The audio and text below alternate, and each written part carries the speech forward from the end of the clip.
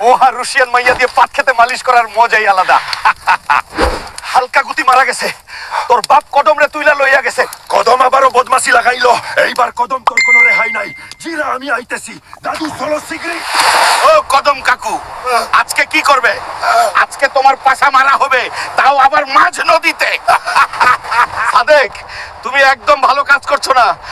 আমার সত্যি খুব প্রস্রাব পেয়েছে, তাহলে আমি এখানেই আমার লুঙ্গিতে হিসে দেব। ও কাকু, ওই সব নৌটাঙ্কি বাদ দাও, আর শিগগিরই তোমার ছেলেকে ফোন লাগাও, 1 ঘন্টার মধ্যে 10 লাখ নিয়ে আসতে বলো। হালকা, নাও তো অনেক দূরে, ওখানে আমরা পৌঁছাবো কি করে?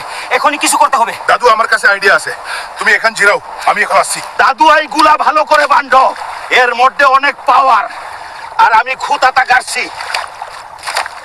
হালকা এইগুলা দিয়ে কি রকম গন্ধ বের হচ্ছে। দূর দাদু, তুমি শুধু শুকতে থাকো, এইগুলোর শক্তি বেশি।